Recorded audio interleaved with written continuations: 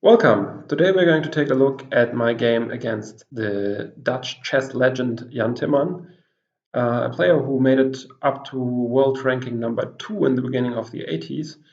And today we analyze the game which was played in the second league in the season 17-18. And this was a crucial game for us to avoid relegation to the third league in that year. So Timman opened the game with c4, to which I replied knight f6, knight c3, c5, knight f3, and now I play one of my favorite lines, which is to play d5 here. And Timman took on d5, I played knight takes d5 and e4. This is one of the principal lines, and interestingly, if I play knight to take c3, he can either play b takes c3 and transpose back to the green felt, or he can play d takes c3, which is supposed to give white a little edge after queen takes c1 and king takes d1. So this ending is supposed to be a little bit better for white, and therefore I decided not to go there, but to play the principal move, knight to b4. He responded with bishop c4, to which I played the theory line knight d3 check, and now white plays king e2. The idea of white here is to finish development quickly. So for instance, in case I take on c1, white can just take back with the rook. And now if I, let's say, go g6, white can already play d4 and has a huge lead in development. And therefore white would be better here. So he played the theory line. So I played the theory line knight f4 check, to which he replied king f1. And I played knight e6. So this is still a theoretical position, which I knew, and he plays now the move d3. So the common, or former main line here is b4, but d3 is also a common move. To d3 I replied with knight c6, and he played h4. So the idea of h4 is to prevent g6, which is always one motive that black has here. And actually, according to theory, which I didn't know at that time, black could play now h5 or g6, or the move which I played, but which is probably a little bit inferior, which is the move knight to d4. So this is probably not the best move in this position. I played knight d4, and he played knight to b5. Yeah, and here I probably made the next mistake. I should go e6. But I just decided to take on b5 to clarify matters, and he took back.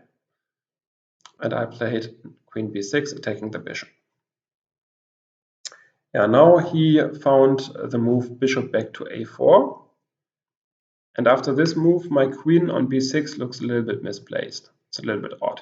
And I still cannot really go g6 quite comfortably because he always has this h5 move, which is very disturbing. So I decided to get rid of the pin and played bishop d7. And he played the logical move bishop e3. And now the issue is, if I take on b2, I'm just too far ahead and too far behind in development, and he's just going to go rook b1 and rook takes b7, and I'm going to be in a lost position. So therefore, after bishop e3, I felt forced to play rook d8.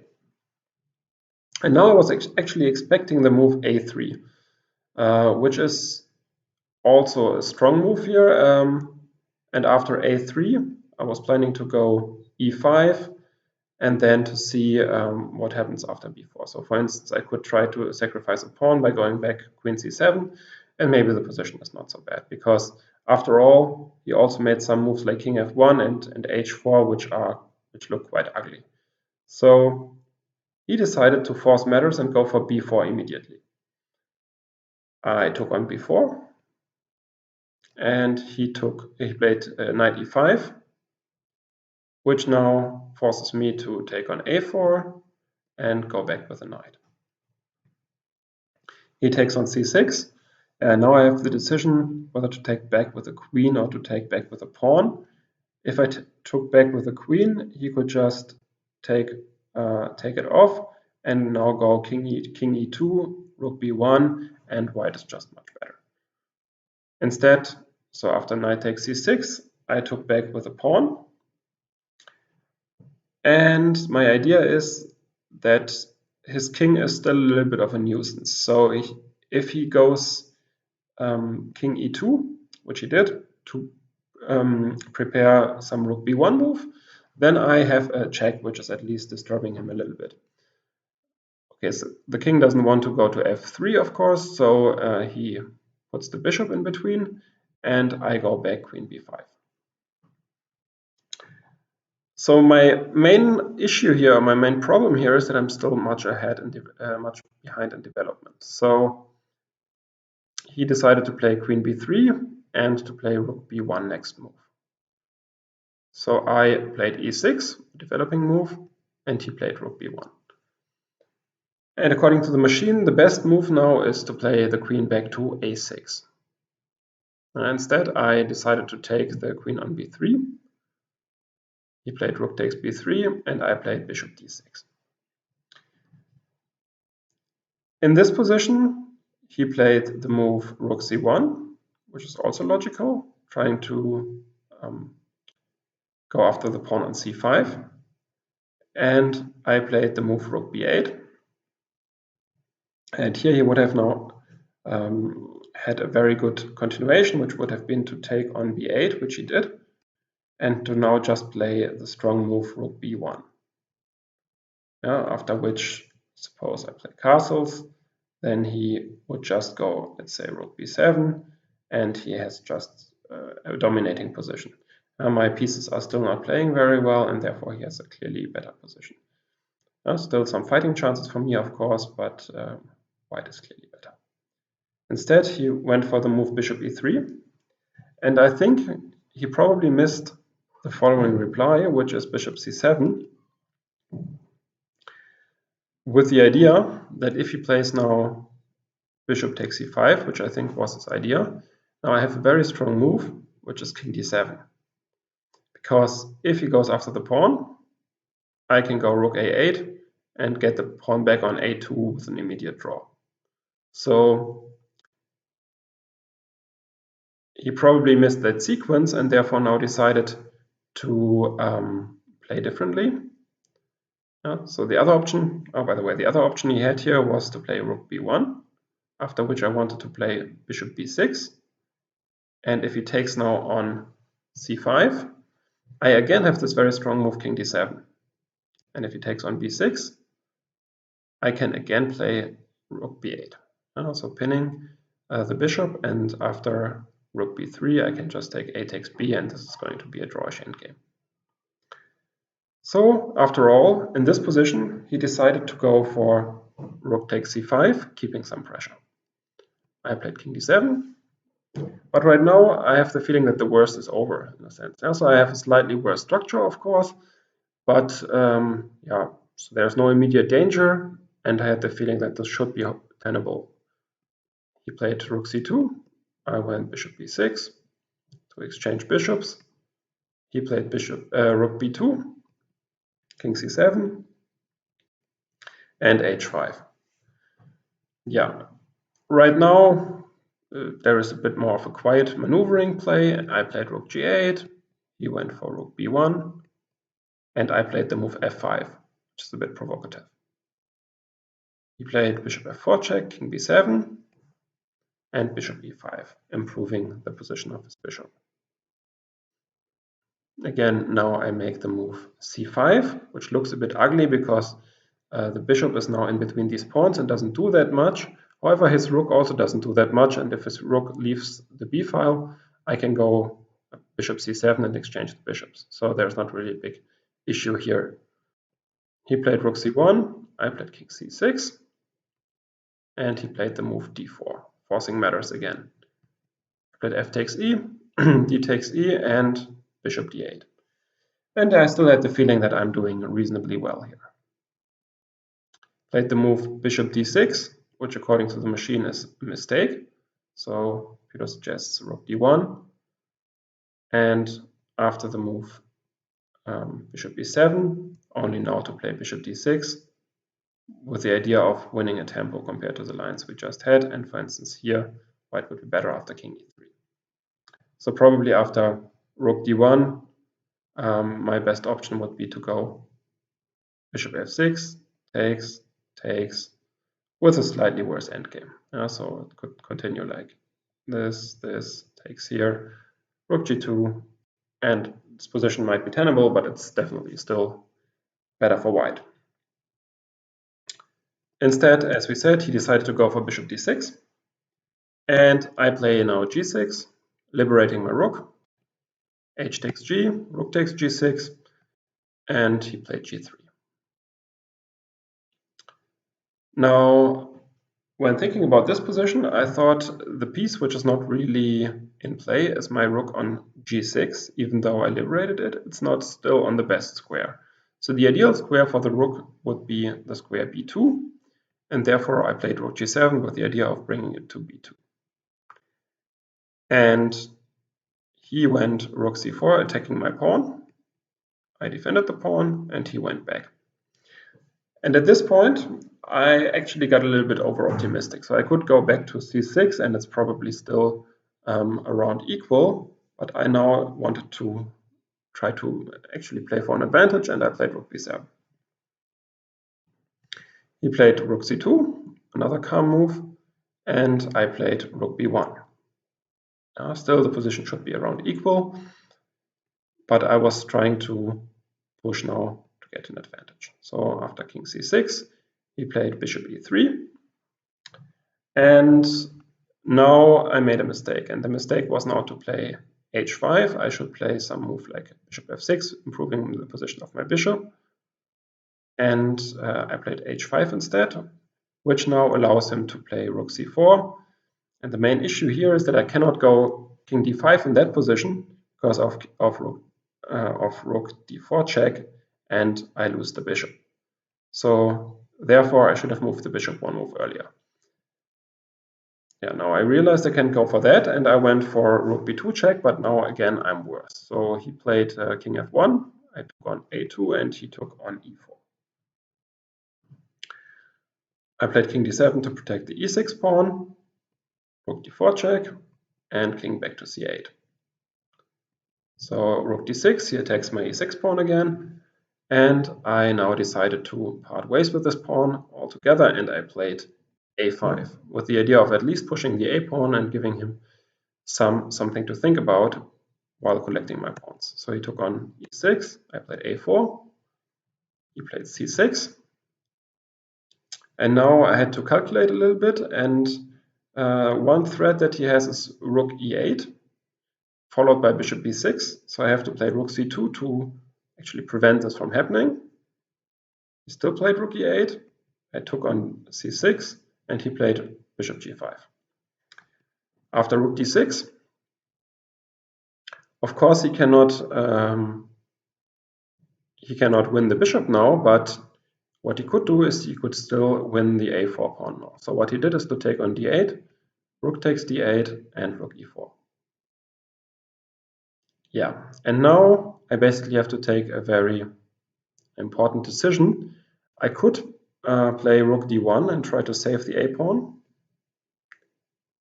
But in such a line, I wasn't sure about, let's say, rook e5 and maybe a3 and rook takes h5. I had the feeling that this kind of position is probably close to lost for me because he has these two pawns. I'm not so sure anymore because the a pawn is really advanced and maybe it's objectively still a draw. So in any case, I decided to play a3. He plays king e2 with the idea of playing rook a4 and collecting the pawn, which I cannot really prevent. So I played king d7, rook a4, king e6, rook a3, king f5. Yeah, and here I was reasonably confident that this ending should be quite easily drawn, which it is, of course. But I actually managed to misplay it in the next moves. So at this point, it became clear to me that the whole season might depend on this game, in the sense that if I lose the game, the team is going to relegate to the third league. And if I manage to draw the game, the team is going to stay in the league. So this put some extra pressure on me, and I misplayed it henceforth. So he played king f3, rook d4, rook a5 check, king g6, now some maneuvering again, rook e5, rook a4, and so some back and forth, nothing too spectacular. And so some just back and forth moves without him making too much progress.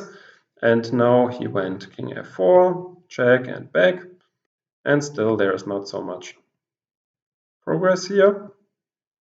So now he played this move king d3, and I missed the chance to make a draw immediately. And the chance would have been to play rook e1 now.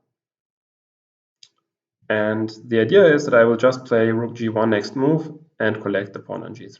So this seems very simple, and it actually works just like that.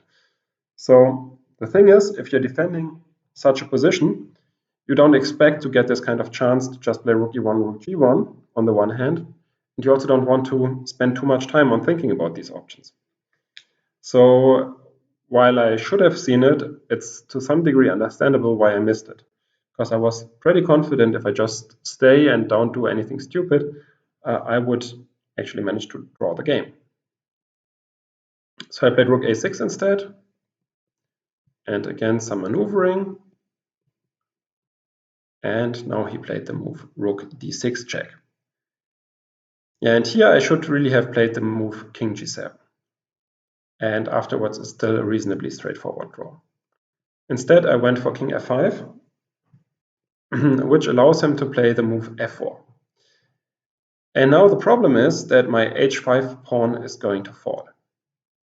So he's just going to go rook h6, and afterwards rook g6 check, rook g5 check, and is going to collect the h5 pawn. So I was quite lucky to have the move h4, after which he has to give a check on d5, king e6, check here, and king f6. Yeah, so this was the position that appeared on the board. And now he had the option to play g4 or to take on h4. If he plays g4, I play rook a3. And now his king is cut off. And interestingly, this position is a reasonably easy draw. So let's suppose he plays g5. I go king h6. Okay, sorry, king g6. And let's say he plays a waiting move like king f2. I would go h3. And now it's very hard for him to cross via the third rank with the king. So if the pawn on h3 wasn't there, white would now have a move like rook e3, and then he could improve the position of the king. But this is not the case here. So after rook e3, I can just take and get a new queen via h2 and h1. And therefore, he decided to play the stronger move, which is g takes h4. However, after g takes h4, we have reached the very famous endgame with rook and f and h pawn against the rook, which is a theoretical draw. Of course, this was much more drama than I should have allowed for, but I was still pretty confident that I should be able to manage to get a draw here. So I played rook a3. Some maneuvering again. And yeah, we reached this position. And it's not easy for white to make progress. So I give checks, and if the king moves back, I attack the pawns. And therefore, it's really difficult for him to see a way to make progress. So he played king g2, rook h4, king f3, rook h1. And yeah, here he made my life a bit easier by playing h6. But it's also not so easy for him to suggest something else. So I think it's just a draw with f and h. I could have pressed, of course, for a couple of more moves. Instead, he played the move h6. And again, this would be a good time to pause the video to find the final combination which allows me to make a draw. Okay, so the solution is rook takes h6. And he played rook a6 check. And funnily enough, the move that is now entered in the database is king g7, which is wrong. So I actually played king f5, after which rook takes h6 would be a stalemate. Yeah, and therefore the game is a draw. With just the f-pawn, he's not able to win. So after rook h6, if I played king g7 instead, he could go for this very elementary king and pawn endgame, which is one for white. So he gets the opposition and can then win the game. So I played in the game, I of course played king f5 to go for this stalemate trick. After king f5, we agreed on a draw. So I was very happy about this because the team stayed in the second league. And as you know, in the next year, we actually even managed to go to the first league. So what can we say about the game? Well, in the game, I was outplayed in several spots. I got overambitious in the endgame. And in the end, I managed to save it with a combination of pretty decent defense, but also a lot of luck that I managed to reach this endgame with rook and f and h against just a bare rook, which is a theoretical draw.